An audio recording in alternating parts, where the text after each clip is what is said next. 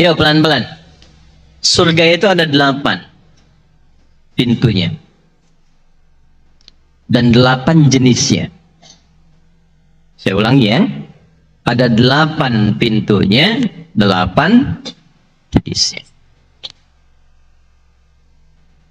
Nanti di pintunya itu ada nama berdasarkan amal soleh. Saya ulangi, ada nama berdasarkan amal soleh. Misal, ibu rajin puasa, ya, belum Ramadan sudah puasa. Puasa sunnah maksudnya ya, Senin, kemudian Kamis, puasa Daud, ya. Puasa Daud tuh kalau sudah puasa Daud, Senin Kamis berhenti bu. Ya, jadi misal Senin puasa, Selasa istirahat, Rabu puasa, Kamis istirahat. Itu konsepnya. Jadi levelnya naik. Di Senin dengan Kamis tambah ayamul bid tengah-tengah misalnya, pindah ke puasa Daud, itu berhenti dulu yang Senin Kamisnya. Karena sudah diikutkan ke puasa Daudnya. Itu level yang tingginya. Walaupun tidak dilarang kalau ingin ditunaikan puasa di hari bertepatannya. Misal Senin puasa, Selasa istirahat. Rabu puasa, Kamis istirahat. Kalau ingin puasa pun tidak dilarang. Tapi idealnya berhenti dulu.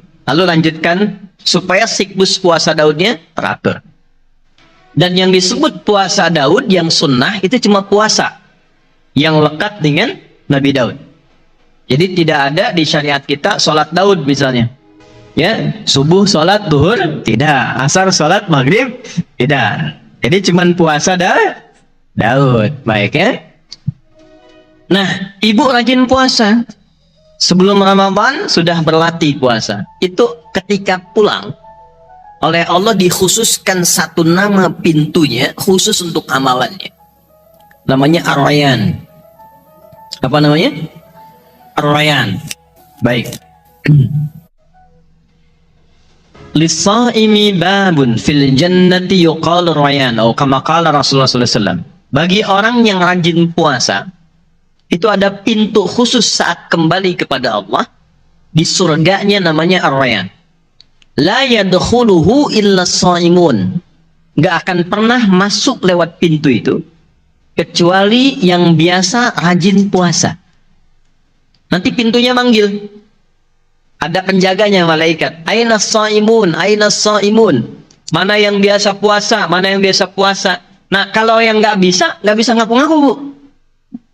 Kan mulutnya dikunci, nggak bisa saya gitu, enggak. Itu amalnya langsung yang terbiasa membentuk keadaan tubuh, amal itu yang membawa tubuh dia bangkit. Karena mulut dikunci. Yo yang ngaji Yasin, al-yauma nakhtimu ala afwahim wa tukallimuna wa tashhadu. Nah, mulutnya nggak bisa jawab. Badan yang biasa beramal itu langsung bangkit masuk.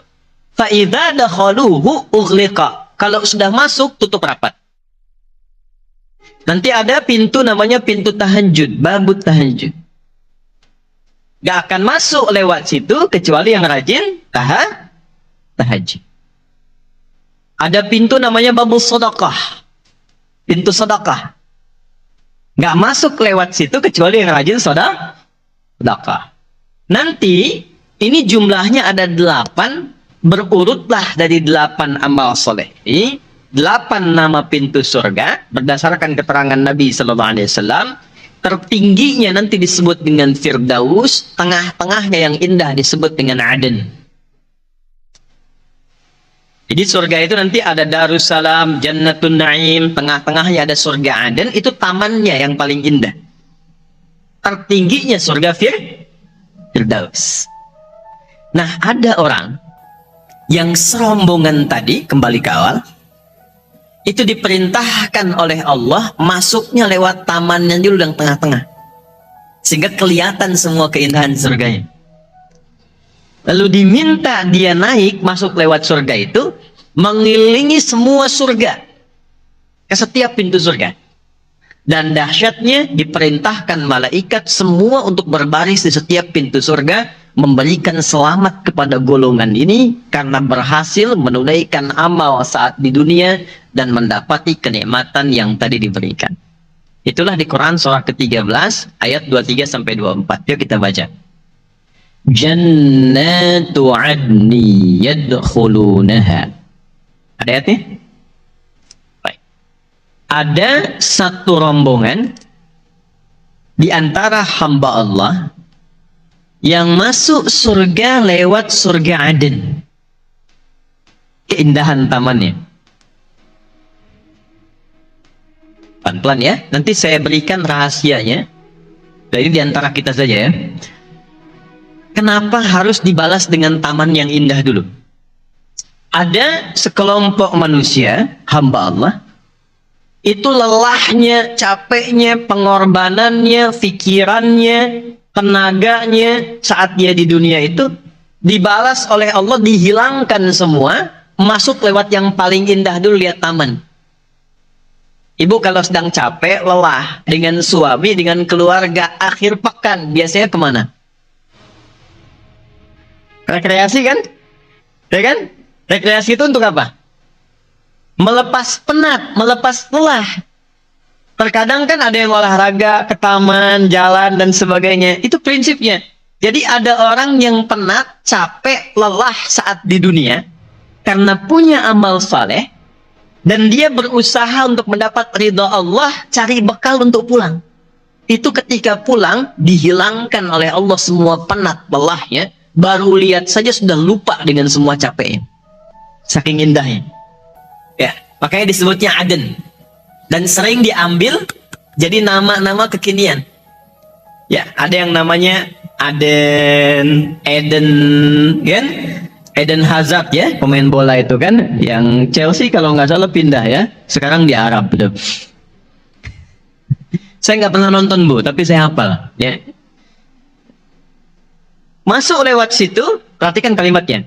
Wa man salaha min abaihim. Tapi Allah tidak menghendaki dia masuk sendirian.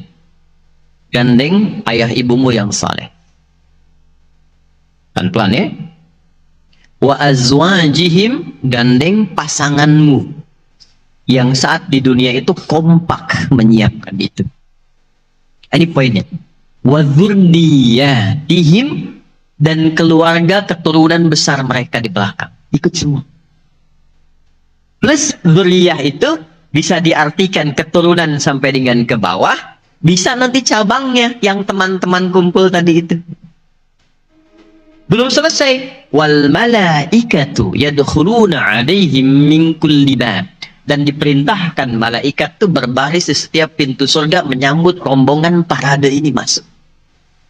Lalu mereka mengatakan, salamun alaikum bima sabartum. Selamat. Tidak semua bisa masuk lewat sini, dan tidak semua hamba Allah bisa melalui jalur ini yang disambut semua malaikat. Karena Anda bisa masuk sini sabar saat beramal soleh di dunia. Fani'ma uqbaddar, sekarang nggak ada lelah lagi, nggak ada capek lagi. Silahkan nikmati satu tempat yang tidak pernah dijamah oleh makhluk manapun.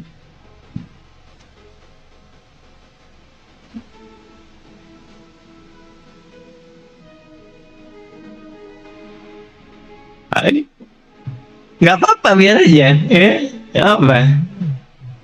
Nah, kalau saya sudah biasa anak-anak itu barangkali malaikat yang sedang menyamar. Ya, bagus ya. Bentar, balik lagi. Nanti Ustadz ada tebak-tebakan ya, sayang. Anaknya Bu ya, bukan ibunya yang sayang, anaknya. Nanti kita tebak-tebakan ya. Balik sini. Apa amalannya sampai dia bisa masuk ke dalam surga dengan semua apresiasi tadi? Tafsirnya banyak, tapi saya ingin khususkan untuk amalan ibu-ibu saja. Saya ulangi, saya ingin khususkan untuk amalan para ummahat dulu. Sudah? Nanti kalau detailnya banyak, ada ahli Quran ya, ada amalan khusus dia yang terkait dengan masjid, dengan sedekah, macam-macam. Untuk perempuan, amalan tertingginya sehingga mampu oleh Allah diberikan apresiasi tertinggi ketika masuk surga adalah meneladani keteladanan istri-istri Rasulullah SAW. Saya ulangi, meneladani keteladanan istri-istri Rasulullah sallallahu alaihi wasallam.